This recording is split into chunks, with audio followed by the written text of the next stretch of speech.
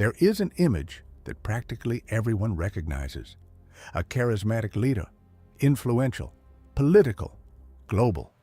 He emerges in the midst of chaos, promise order, sign treaties, seduces crowds, and in the end reveals himself to be the great villain of human history.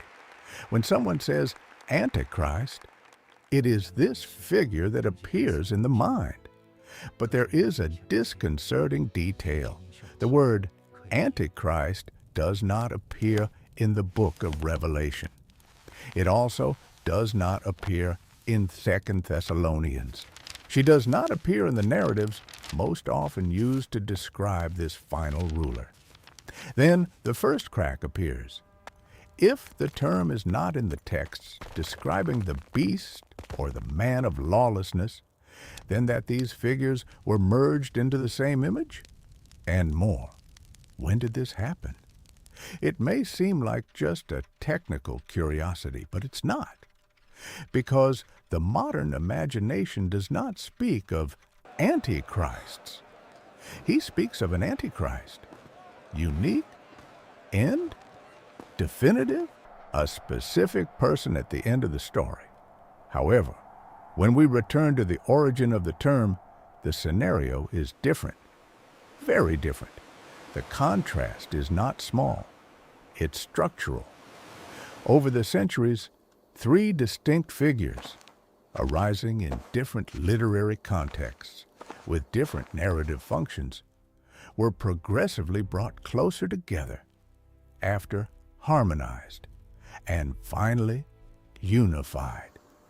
What today seems like an inevitable character was born from an interpretative convergence. And convergences are never neutral. They resolve tensions, they simplify maps, they choose a reading from among several possible ones. The question is not whether there was interpretation. The question is, at what point did the interpretation stop keeping the figures separate? Because in the beginning, they were not fused. We have, on the one hand, the term Antichrist, used in specific pastoral letters. We have, in another, the man of lawlessness, described by Paul. And we still have the beast of the apocalypse, wrapped in symbolic language. Three texts, three contexts, three buildings. None of them, in isolation, describes the complete villain we have inherited. Perhaps the most influential Antichrist in history was not a person. Maybe it was a merger. And it is exactly this fusion that we are going to rebuild. When did you first hear that the Antichrist would be a world ruler at the end of the times? Did this image already seem ready? Or was it built long before you realized it? If the modern imagination associates the Antichrist with the apocalypse, the first honest movement is to go back to the text and ask, where does this word actually appear? It appears exclusively in the letters attributed to Joel, not in the apocalypse, not in Paul, not in the Gospels. The word is in three passages, 1 John 2:18, 1 John 4:3, and 2 John 7. And the detail that reorganizes the entire scenario is right from the first occurrence. It is the last hour. And just as you have heard that Antichrist is coming, so now many Antichrists have arisen. The sentence is simple, but its structure is decisive. John recognizes that his readers have already heard of the Antichrist in the singular, but it immediately shifts the emphasis. Many Antichrists have arisen, plural, not a world ruler. He is not a political figure described in apocalyptic terms. He is not a dramatic character at the end of the story. It's a category. What's more, a category that was already active. It's the last hour, says the text, not as a detailed eschatological timeline, but as a perception of intensity historical. Who are these antichrists? The letter itself responds, they are those who deny that Jesus is the Christ and who have distanced themselves of the community. In 1 John 2:19, the conflict is described like this: they left us, but they were not of us. The Antichrist, in the original context, is not someone who dominates the world. It is someone who breaks with a central Christological confession. In 1 John 4:3, the language expands. Every spirit that does not confess Jesus does not come from God. This is the spirit of the Antichrist. Here, the term stops designating just individuals and starts to indicate a force of negation, theological. And in 2 John 7, the scenario repeats itself. Many deceivers have gone out into the world. This one is the deceiver and the Antichrist. Again, plural. Again, doctrinal conflict. Again, immediate community context. Nothing here points to a global political leader. Nothing here describes international alliances, economic brands, or state dominance. The focus is Christological. The tension is internal. The danger is theological. This changes the map, because the Antichrist, in its textual origin, is not born as the dramatic climax of history human. It emerges as a diagnosis of a rupture within the Christian community itself, primitive. And there is an even more delicate detail. Joan does not create the term to construct a detailed future character. He uses a word that your readers have already heard. In other words, there was an expectation circulating, but the text does not develop this expectation. He redirects her. It's as if saying, have you heard of an antichrist this future? But look around. The phenomenon is already here, in multiple forms. This shift is crucial because it prevents at that moment the concentration of hope and fear in one single final villain. The problem is not a distant individual at the end of the story. The problem is a present denial of the identity of Christ. It may seem like a small distinction, but it changes the entire subsequent architecture. If the term is born in the plural, linked to concrete doctrinal disputes, how did it become the proper name of a singular and definitive character? At what point did the phenomenon become a figure? And more, what was necessary to interpret or harmonize so that this transition happened? Before there was a final Antichrist, there were many Antichrists. And this difference is not just grammatical, it is structural. If in the Johannine letters the term Antichrist appears linked to internal conflicts, and in the plural, in 2 Thessalonians we find another figure.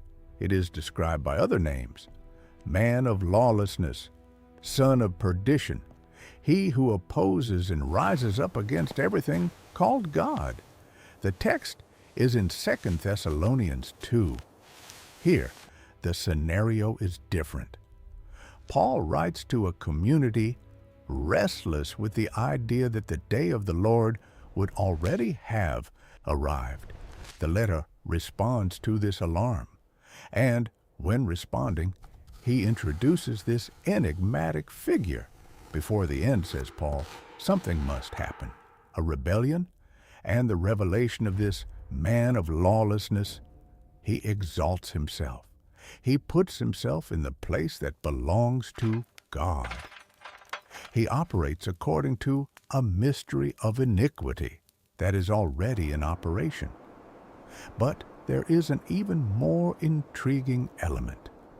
Something or someone stops him. You know what holds him back now, writes Paul, as if he were talking about something that I had already explained it in person. The text leaves gaps, and these gaps opened up space for multiple readings throughout history. Some ancient interpreters understood that What held this man was the Empire Roman. As long as Rome stood, the final chaos would be contained. Others saw a spiritual force. Others, a political structure. Others, a divine plan not yet revealed. The man of lawlessness himself also received different interpretations. Would it be a specific individual at the end of time? Was it a symbol of oppressive power? Would it be a concentrated representation of human rebellion? The text allows tension, but there is one point that often goes unnoticed. Paul never uses the word Antichrist here. Never. It describes opposition to God. He speaks of deception. He mentions signs and wonders, but it does not connect this figure to the Johannine vocabulary. We therefore have two distinct sets. In John's letters, antichrists linked to Christological denial. In 2 Thessalonians, a man of lawlessness linked to a more eschatological scenario broad. Both texts speak of opposition. They both talk about deception. The two talk about tension on the horizon of the end. But they are not presented as the same thing. This distinction is important because when we look back from modern eschatology, it seems obvious that we are talking about the same character.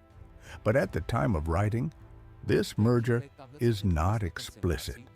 It hasn't happened yet. And this puts us before an inevitable question. When someone began to read 1 John and 2 Thessalonians as descriptions complementary to the same figure, was it a natural conclusion?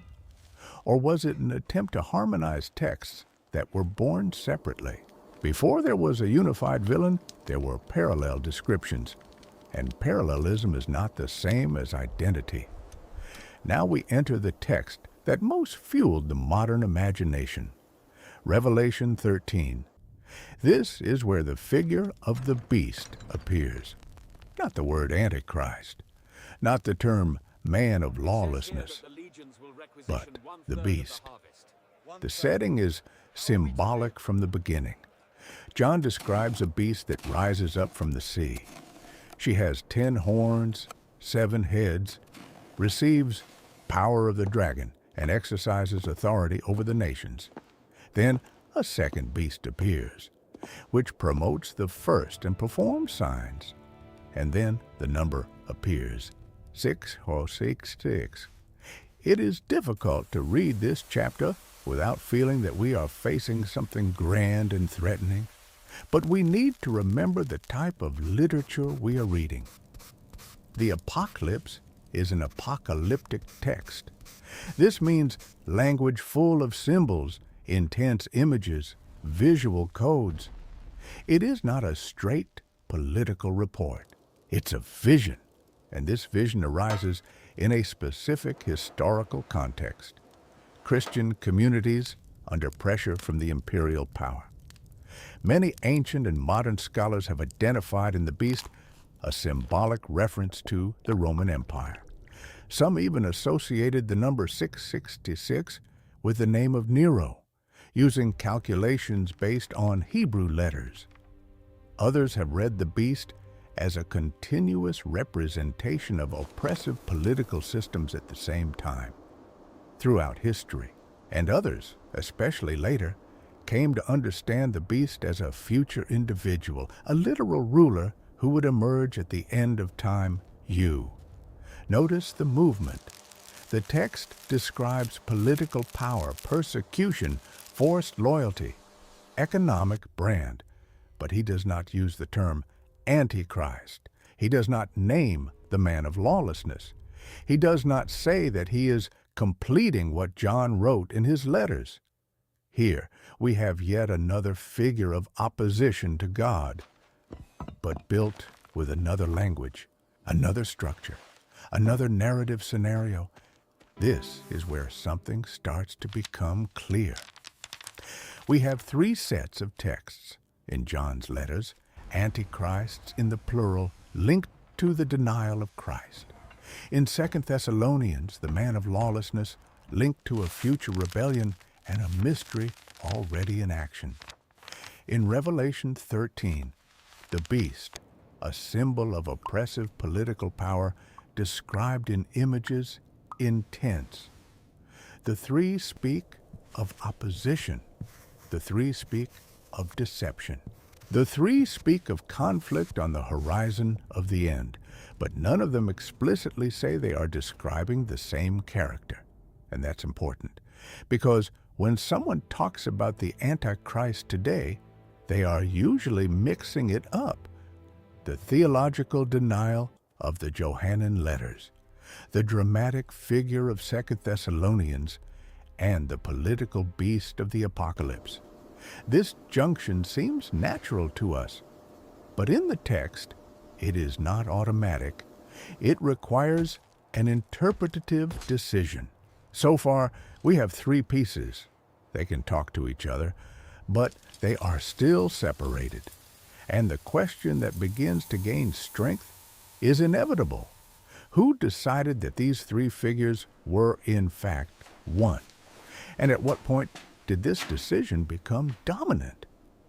Because the complete villain we inherit is not born in Revelation 13. It is born when these images are placed side by side and merged.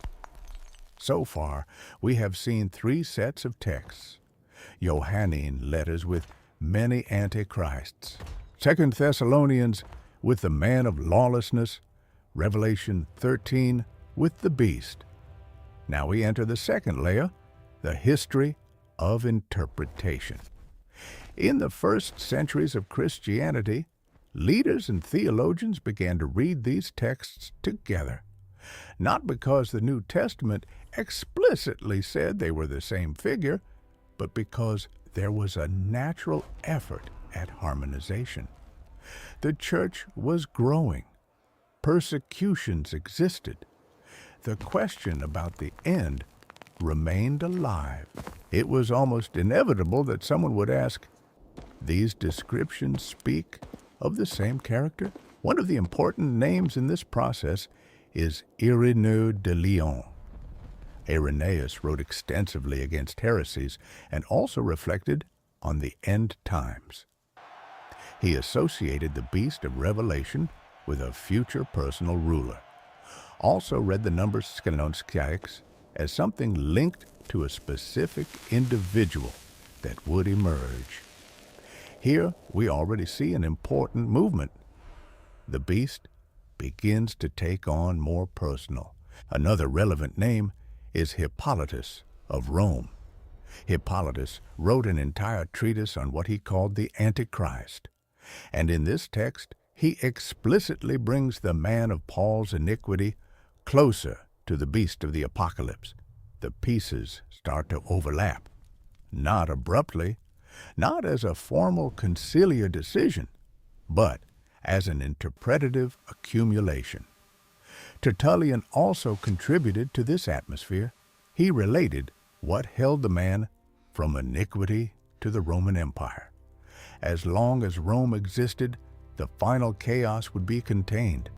When Rome fell, the eschatological scenario would unfold. Realize what is happening.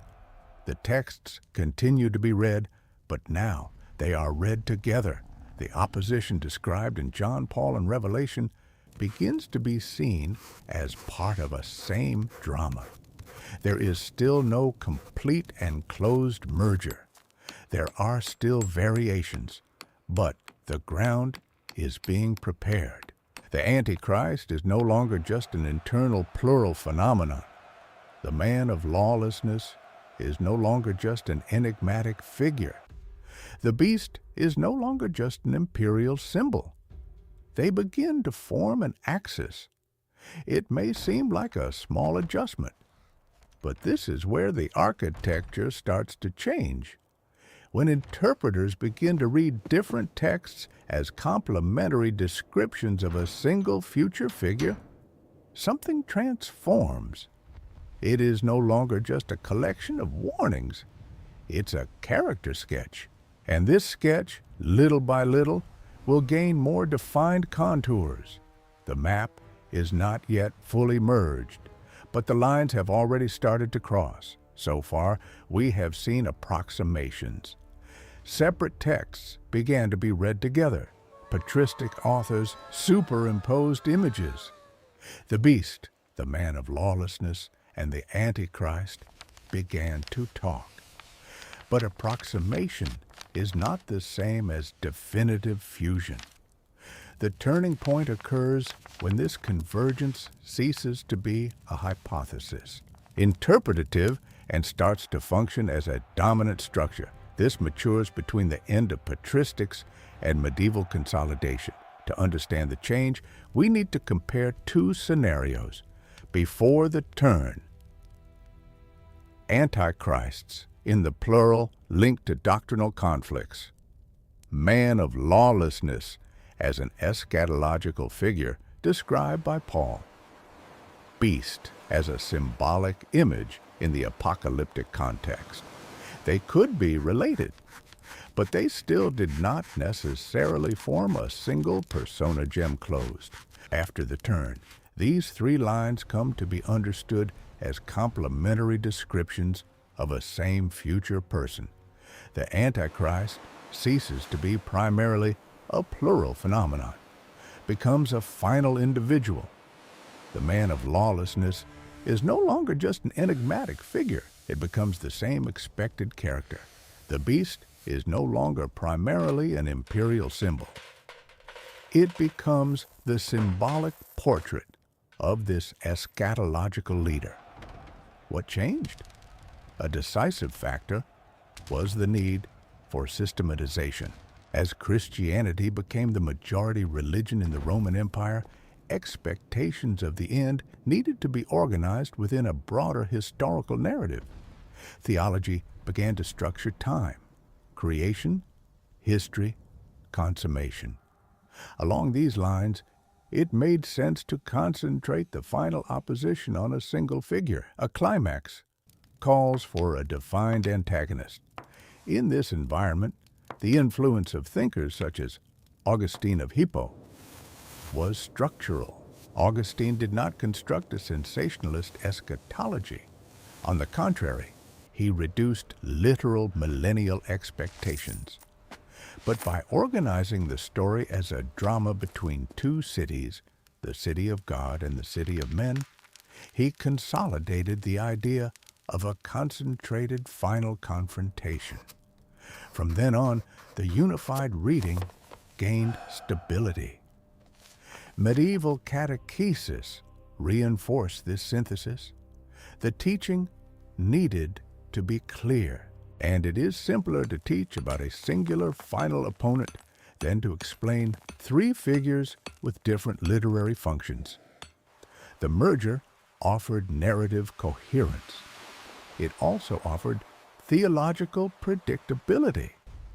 As the centuries passed, this reading ceased to be just one possibility among others. It has become the standard. And here is the central turning point. It was not a council that officially decreed the merger. It was a cumulative process. Patristic harmonizations, theological systematizations, catechetical teaching, popular imaginary. What was previously plural and textually distributed became a concentrated character. And why was this change accepted? Because it resolved tensions. She unified difficult passages. It created a clear narrative line for the end of the story. She offered a relatable antagonist. But it's worth asking something uncomfortable. What would have happened if the plural reading had remained dominant?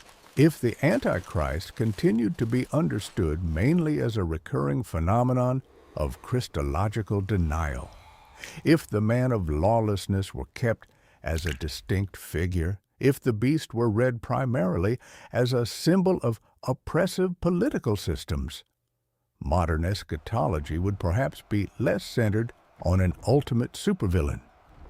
Perhaps the focus was more on structures, on movements, on historical patterns. But the merger won, and when she won, it changed the way the end came to be imagined. Antichrist is no longer a word that describes multiple denials within community.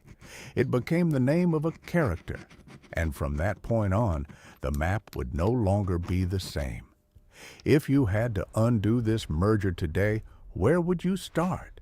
Would you first separate the plural Antichrist from John, or the beast of the apocalypse, or Paul's man of lawlessness?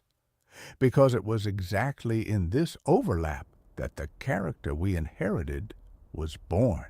When the fusion between the three figures already seemed stable, a new moment of tension emerged: the Protestant Reformation.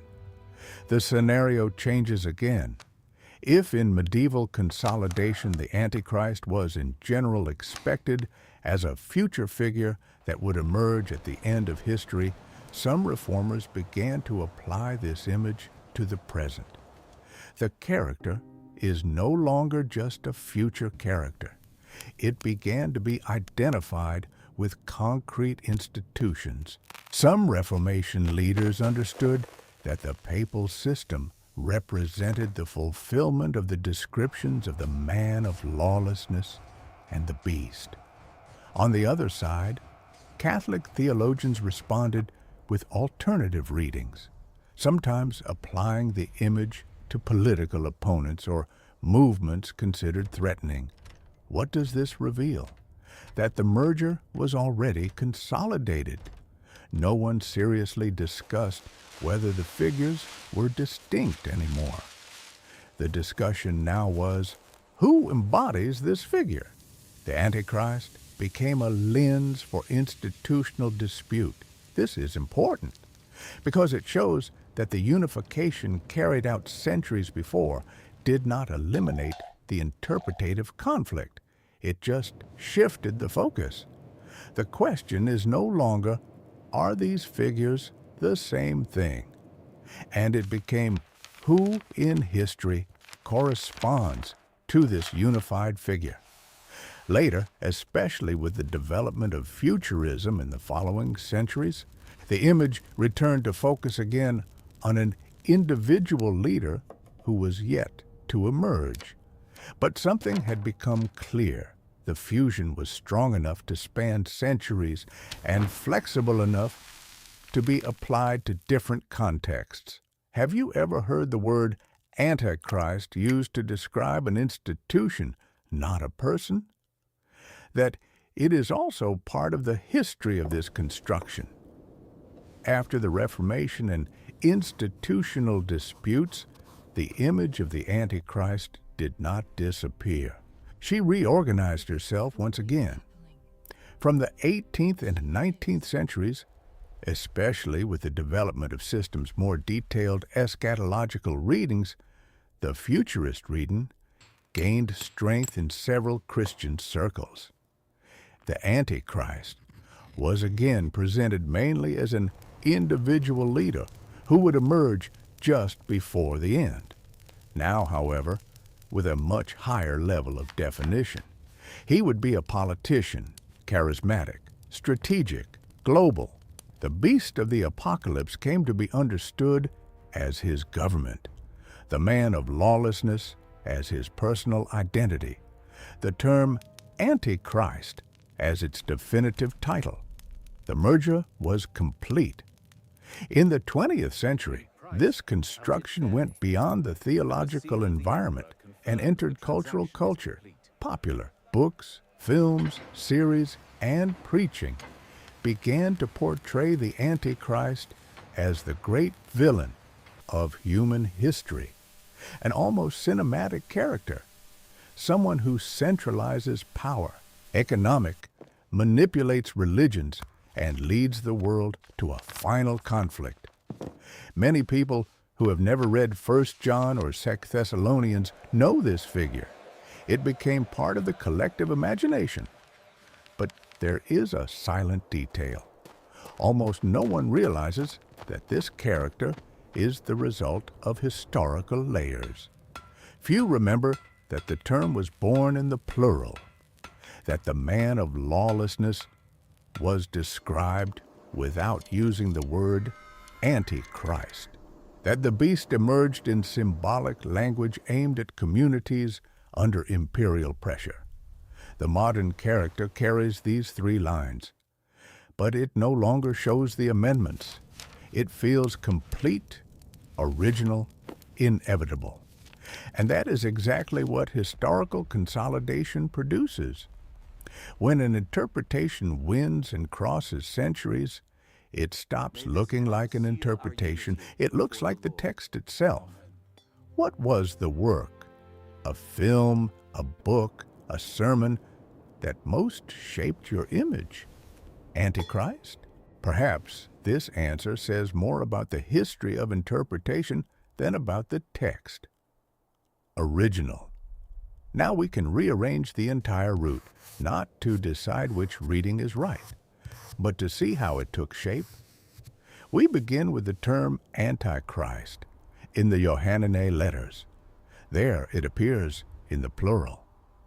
Many antichrists, linked to the denial that Jesus is the Christ, linked to conflicts within the community, linked to an immediate theological tension.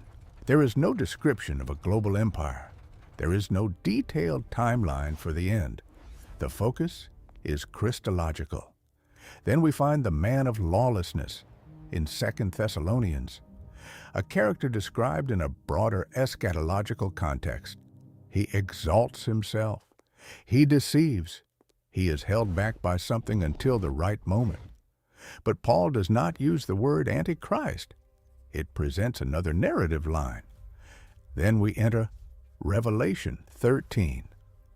The beast rises from the sea, receives power from the dragon, exercises political dominance, imposes brand.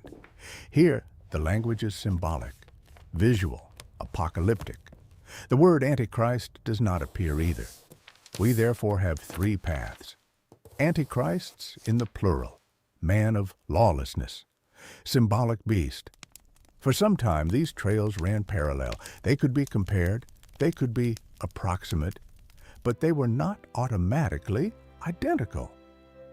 Then came the patristic movement.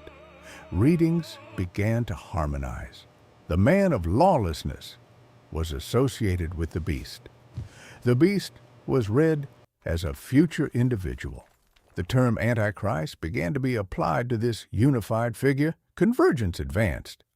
And between patristic consolidation and medieval maturity, the moment occurred decisive. The three figures began to function as complementary descriptions of a single. This merger did not happen by isolated decree. It was a process. Successive harmonizations, need for systematization, simplified catechetical teaching, collective imagination. The unified reading offered something powerful, narrative coherence, a clear final drama, a defined antagonist, a culmination of history. During the Reformation, this figure was reinterpreted, applied to institutions, disputed politically, but the merger remained. Later, in the development of modern eschatology, the character gained even more detailed, became a global leader, political strategist, central figure of a world government. Popular culture has absorbed this construction. Today, when someone talks about Antichrist, they rarely think in the plural. He rarely thinks about first-century Christological conflicts. He rarely realizes that the man of lawlessness was described without that name. The character seems to have always been there, but he wasn't. He was formed, layer upon layer, text, interpretation, harmonization, consolidation, reconfiguration, popularization. And perhaps the most important point is not deciding whether the merger was legitimate or not. The point is to recognize that it was a historical process. If plural reading had remained dominant T, the focus was perhaps more on Standard's recurring denial and opposition throughout history. If the beast had been read primarily as a structural symbol, perhaps eschatology would modern society emphasize systems rather than individuals. But the interpretation that won was concentration, a character, a climax, a final villain. And when an interpretation spans centuries, shapes catechisms, inspires sermons, and enters in popular culture, it no longer seems like a historical choice. It becomes the default scenario. What we did here was dismantle this construction, not to reject it, but to see its because the end of times as we imagine today did not fall from the sky. He was interpreted, debated, organized, and decided throughout history. Now, maybe you're not just in front of a character, but in front of an architecture. And when we see architecture, we understand something deeper than the text isolated. We understand how this idea took shape,